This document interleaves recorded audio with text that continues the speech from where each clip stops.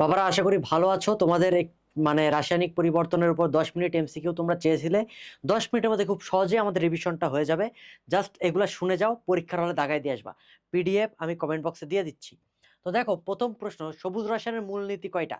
12টা নীতি। এবং সবুজ রসায়ন সম্পর্কে জানতে হবে, সবুজ রসায়নের জনক কিন্তু পল অ্যানাস্থাস। তো গ্রিন কেমিস্ট্রির নীতিগুলা জানবা। মূলনীতি 12টা, সহায়ক নীতি আছে 3টা।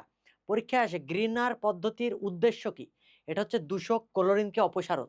এবং একটা জিনিস মাথায় রাখবা, অ্যাটম ইকোনমি বেশি হইতে হয়। অ্যাটম ইকোনমি বের করার সূত্রটা তোমরা অলরেডি জানো। তো গ্রিন কেমিস্ট্রি সম্পর্কে আমরা জানবো। বিক্রিয়ার হারের একক খুবই ইম্পর্টেন্ট, এবারও পরীক্ষা আসতে পারে। বিক্রিয়ার হার দেখো, একটা বিক্রিয়া দেওয়া থাকলো, এটা যদি বিক্রিয়ার হার আমরা বের করি, তাহলে দেখো 2a আছে না, তাহলে 1/2 হবে। কিন্তু মানে মোল সংখ্যা যেটা থাকবে ওটা 1/, হয়ে যাবে। এবং মাইনাস দিতে হবে, কারণ বিক্রিয়কগুলা ঘনমাত্রা হ্রাস পায়। উৎপাদের ক্ষেত্রে মাইনাস না, উৎপাদের ক্ষেত্রে প্লাস হবে, কারণ বিক্রিয়ক উৎপাদের ঘনমাত্রা বৃদ্ধি পায়। ওকে, গেল। বিক্রিয়ার হারে কি? ঘনমাত্রা পরিবর্তন ডিভাইড বাই সময়। তাহলে ঘনমাত্রা পরিবর্তন যদি বলি, মোল পার লিটার উপরে যাবে আর নিচে সময় আসবে, তাহলে পার সেকেন্ড। উত্তর কি? Mole per litre per second. গ্যাসীয় বিক্রিয়ার ক্ষেত্রে কি হবে? Atmosphere per second. গ্যাসীয় বিক্রিয়ার ক্ষেত্রে কি হবে? Atmosphere per second. ওকে। রাসায়নিক সাম্যাবস্থার বৈশিষ্ট্য, টোটাল 4টা বৈশিষ্ট্য আছে। এক, বিক্রিয়ার অসম্পূর্ণতা, উভয় দিক থেকে সুগম্যতা, প্রভাবকের ভূমিকাহীনতা, আর সাম্যের স্থিতিশীলতা। ঠিক আছে, এই যে 4টা বৈশিষ্ট্য, এখানে তুমি 4টার মধ্যে দেখবা একটাই মিল আছে। পরীক্ষায় বলতে পারে যে রাসায়নিক সাম্যাবস্থার বৈশিষ্ট্য 9 কোনটা, ঘুরায় আসতে পারে। ওকে। কোন পরিবর্তনটি তাপ উৎপাদী? তাপ উৎপাদী মানে আমরা কি জানি? ডেল এইচ কি হয়? নেগেটিভ হয়। এখানে বলতে হবে ডেল এইচ নেগেটিভ কার? ডেল এইচ নেগেটিভ মানে কি? তাপ উৎপাদী। তো তাপ উৎপাদী কোনটা? লিকুইড থেকে দেখো পানি গ্যাসীয় হচ্ছে। বাকিগুলা যদি চিন্তা করো, সবসময় মাথায় রাখবা উগ্র বাপ, ঊর্ধ্বপাতন, গলন, বাষ্পীভবন, পরমাণুকরণ, এই 4টা হচ্ছে তাপ হারি বিক্রিয়া। আর তোমরা একটু পড়ে যাবা প্রশমন তাপ কোনটার কত, তারপরে দহন তাপটা একটু পড়ে যাবা। কার্বন ডাইঅক্সাইডের দহন তাপ কত? -393 কিলো জুল পার মোল। আর প্রশমন তাপ মাস্ট পড়ে যাওয়া, পরীক্ষাতে কিন্তু আসবে যে তীব্র অ্যাসিড তীব্র ক্ষারের প্রশমন তাপ কত? -57.34 কিলো জুল পার মোল। এটা পড়তে হবে, হ্যাঁ, এটা একটু পড়ে যাও, এই স্লাইডের সাথে সাথে দেখে নিবা। হেবারবাস পদ্ধতিতে আমাদের অ্যামোনিয়া উৎপাদনের প্রভাবক সহায়ক কোনটা? মলিবডেনাম। দেখো, এফি হচ্ছে মেন প্রভাবক, ধনাত্মক প্রভাবক। আর প্রভাবক সহায়ক মানে প্রভাবককে কে সাহায্য করতেছে, এটা হচ্ছে মলিবডেনাম। প্রভাবকের টাইপ মাস্ট মাস্ট মাস্ট পড়ে যাইতে হবে। ধনাত্মক প্রভাবক, ঋণাত্মক প্রভাবক, প্রভাবক সহায়ক, প্রভাবক বিষ, আবিষ্ট প্রভাবক। আবিষ্ট প্রভাবক খ নম্বরের জন্য ইম্পর্টেন্ট। ওকে। এবং প্রভাবক কেমনে কাজ করে, এটা কিন্তু পরীক্ষাতে আসবে গ ঘয়ের জন্য। কোন বিক্রিয়াটি তাপ উৎপাদী? সেম কথা, ঘনীভবন, তাপহারী, তাপ উৎপাদী বিক্রিয়া পড়ে যাবা। ওকে। কেপি কেসি এর সূত্র তুমি অলরেডি জানো। কেপি সমান সমান KC R T to the power del N. Del N মানে কি? উৎপাদের মোল মাইনাস বিক্রিয়কের মোল। এই ক্ষেত্রে উৎপাদের মোল কত? 2, বিক্রিয়কের মোট মোল কত? 3 আর 1 যোগ করলে 4। তাহলে 2 - 4 করলে কত হয়? -2। ডেল এন এর মান -2 বসে দাও। উত্তর কি? কেপি সমান সমান KC R T to the power -2। Answer এইটা। এইটা দিয়ে কিন্তু পরীক্ষাতে এমসিকিউ শিওর আসবে। ওকে। এরপর চলে আসো, এই যে কেপি এর একক কি? কেপি এর বেসিক্যালি কোনো একক নাই, কেসি এরও বেসিক্যালি কোনো একক নাই। কিন্তু পরীক্ষাতে যদি একক নাই না থাকে তখন কি দেখাবো? কেপি এর একক হচ্ছে atmosphere to the power del N, KC এর একক হচ্ছে mole per litre to the power del N. তাহলে atmosphere to the power del N হইলে কি? ডেল এর মান কত? 2 - 4, ওই যে উৎপাদ মাইনাস বিক্রিয়ক, বসাই দাও অ্যাটমসফিয়ার টু দি পাওয়ার -2। কেসি এর একক কি হবে? সবাই কমেন্টে একটু জানাবা কেসি এর একক কি হবে? মোল পার লিটার টু দি পাওয়ার -2 হয়ে যাবে। ওকে। এরপর চলে আসো বহুপদী। এটা লাশাতেলের নীতি থেকে আসছে। লাশাতেলের নীতিটা তোমরা মাস্ট পড়বা। দেখো, ডেল এইচ পজিটিভ মানে কি? তাপ হারি। তাপ হারি মানে কি? এখানে তাপ বৃদ্ধি করলে বিক্রিয়াটা সম্মুখমুখী হবে। এখানে কেপি কেসি এর মান সমান, হিসাব করো, কেপি সমান সমান KC R to to the power del N. Del N এর মান কত? 0। তার মানে কেপি সমান সমান কেসি হয়ে যায়।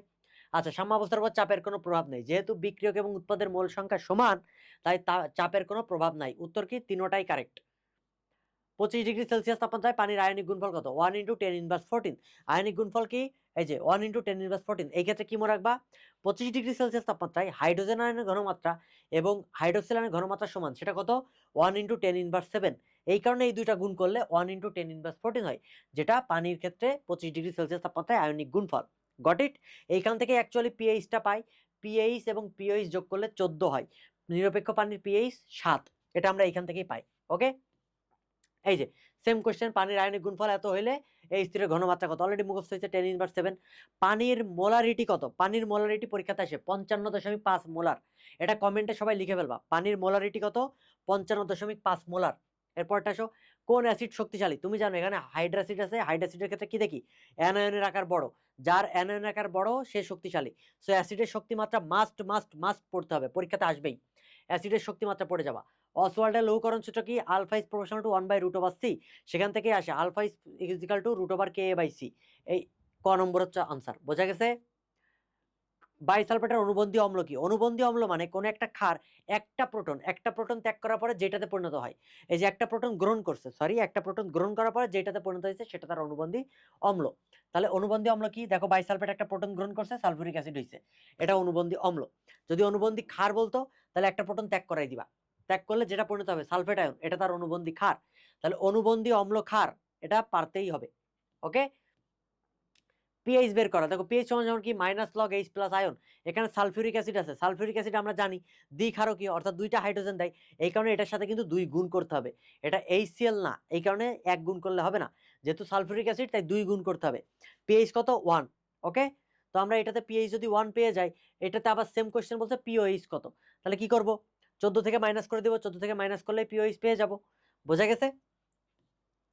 এরপর আসো, পিএইচ কোনটা অম্লীয়, কত গুণ অম্লীয়? এক্ষেত্রে শর্টকাট হচ্ছে 10 টু দি পাওয়ার দুইটা পিএইচ এর পার্থক্য করে দিবা, 10 টু দি পাওয়ার দুইটা পিএইচ এর পার্থক্য, ডান। ওকে, তোমরা দেখো দুইটা পিএইচ এর পার্থক্য করলে কত হয়? 6 থেকে 3 বাদ দিলে থাকে 3, 10 টু দি পাওয়ার 3 মানে 1000 গুণ অম্লীয়, শেষ। এরপরে আসো পিএইচ 1.5, এই যে সূত্র দিয়ে অলরেডি জানো, পিএইচ সমান -log H+, তাহলে বের করতে গেলে কি হবে? 10 two the power minus pH, answer বেরিয়ে আসবে। ক্ষারীয় বাফার দ্রবণ কোনটা? অ্যামোনিয়াম হাইড্রোক্সাইড, অ্যামোনিয়াম ক্লোরাইড, এটা বইতে ডিরেক্ট দেওয়া আছে। অম্লীয় বাফার কোনটা সেটাও একটু জেনে যাবা, কোনটা কোন বাফার, বাফারের মেকানিজম কি এটা আমাদের জানতে হবে। হ্যাঁ, রক্তের পিএইচ কত? রক্ত সম্পর্কে অনেক কিছু জানতে হয়। রক্তের পিএইচ এভারেজে 7.4, কিন্তু রেঞ্জ বলে 7.35 থেকে 7.45। রক্তের 3 ধরনের বাফার কাজ করে, একটা bicarbonate buffer, protein buffer, phosphate buffer. রক্তের পিএইচ যদি 7.35 এর কম হয় এটাকে বলি অ্যাসিডোসিস, যদি রক্তের পিএইচ 7.45 এর বেশি হয় এটাকে বলি অ্যালকালোসিস। ওকে, অ্যালকালোসিস হইলে মানুষের কোমায় চলে যেতে পারে, এই অ্যাসিডোসিসে মৃত্যু হইতে পারে। ওকে, বাফারটি পিএইচ নিয়ন্ত্রণ করে রক্তে, আমরা জানি বাইকার্বনেট বাফার। এই যে অম্লীয় মাটিতে পিএইচ কেমনে বাড়ায় এই জিনিসটা জানতে হবে, সারের এটা পরীক্ষাতে আসে। অম্লীয় মাটিতে পিএইচ কম বাড়াতে গেলে ক্যালসিয়াম কার্বনেট জাতীয় সার দিতে হবে। ক্ষারীয় মাটিতে পিএইচ বেশি, পিএইচ কমাইতে গেলে ফসফেট, নাইট্রোজেন জাতীয় সার, ক্লোরাইড জাতীয় সার দিতে হবে, অর্থাৎ muriate of potash, triple super phosphate, urea, এই সারগুলো দিতে হবে ক্ষারীয় মাটিতে। ওকে, এটা একটু জানবা। প্রশমন তাপ, এই যে মুখস্থ করাইছি অলরেডি, প্রশমন তাপ মুখস্থ করতে হবে বলেছি। হ্যাঁ, তো প্রশমন তাপ এটা মাইনাস, প্রশমন তাপ অলওয়েজ নেগেটিভ হয়, প্রশমন তাপ অলওয়েজ কি হয়? নেগেটিভ হয়, -50.40 কিলো জুল। ওকে, আর তীব্র অ্যাসিড তীব্র ক্ষারের প্রশমন তাপ -57.34, দেখো এখানে 57 কিন্তু 34 আছে, এমসিকিউতে যেন ভুল না হয়, প্রশমন তাপ মাইনাস হবে, অলওয়েজ মাইনাস হবে। ওকে, তো এই পর্যন্তই ছিল, তোমরা স্লাইডটা একটু চোখ বুলায় যাও, কোন কোন টপিক পড়তে হবে তোমরা অলরেডি জেনে গেছো। সো আশা করি রাসায়নিক পরিবর্তন থেকে যে ধরনের এমসিকিউ আসুক তোমরা অবশ্যই সলভ করতে পারবা। আর স্লাইডটা কমেন্ট বক্সে দিয়ে দিচ্ছি, তোমরা এক নজরে একটু চোখ বুলায় যাও। ওকে, বেস্ট অফ লাক।